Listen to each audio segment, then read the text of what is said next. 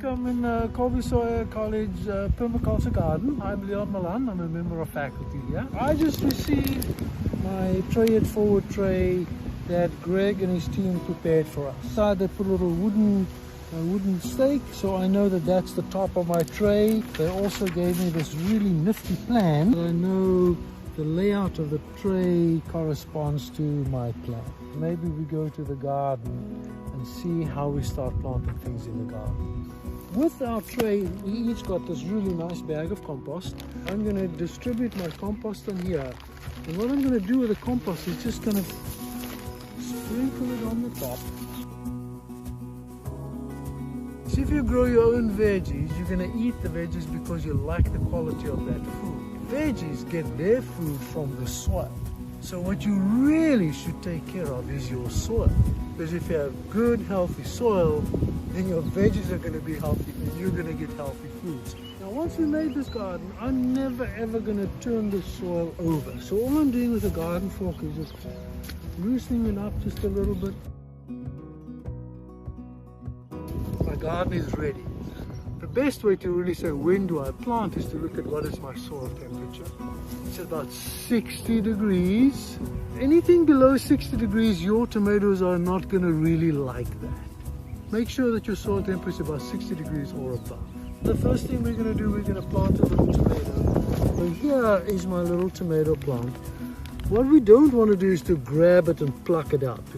All of these cells at the bottom have a little hole, and a finger can kind of pop in there and I can push this up, and here's my little tomato ready to be planted. Tomatoes are different to everything else.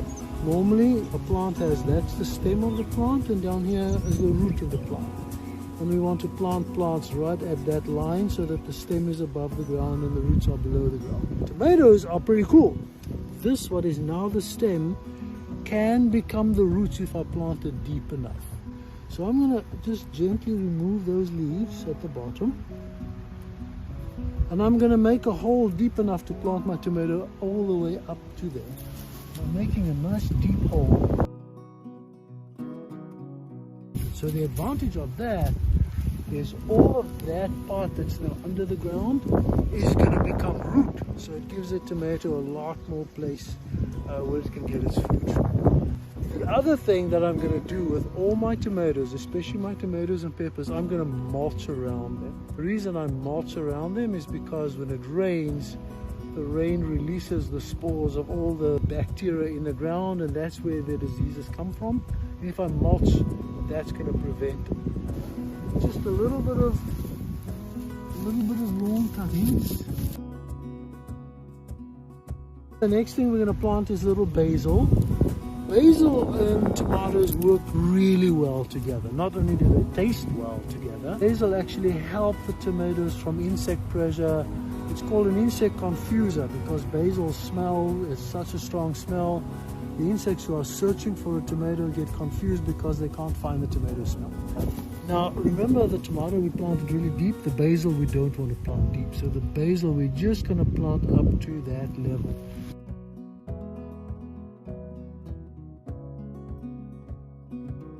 So that's the start of our garden. We've got a basil, we've got a tomato, the marigold is going to go in here, and then all along that side I'm going to put all the other 4 tomatoes because I can trellis them right up there. My sweet peppers are going to come in here. My squashes are going to go in the bed on this side. Of course my greens and the onions are going to go over there. So I've got my 3 different beds right here, and I'm going to follow my plan and put my plants from my tray in here.